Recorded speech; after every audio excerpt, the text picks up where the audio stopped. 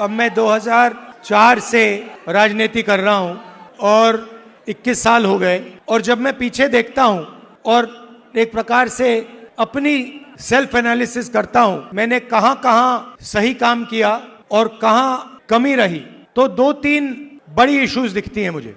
जमीन अधिग्रहण बिल किया, मनरेगा किया, भोजन का अधिकार किया, ट्राइबल बिल, न्यामगिरी की लड़ाई लड़ी, ये काम मैंने सही किया। अगर मैं थोड़ा पीछे को देखता हूं तो मुझे एक बात बिल्कुल क्लियर दिखती है कि एक चीज में मेरी कमी रही थी।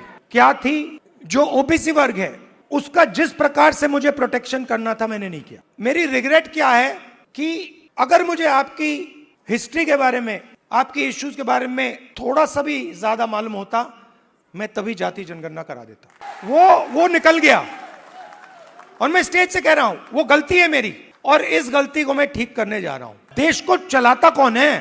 देश को, उसकी, किसी भी देश को उसकी उत्पादक शक्ति चलाती है। और देश में मेन सवाल ये उठता है कि अगर उत्पादक शक्ति देश को कुछ दे रही है, भोजन देती है, औजार देती है, ये इमारतें देती है, तो उस शक्ति को अपने खून पसीने के लिए देश क्या देता है?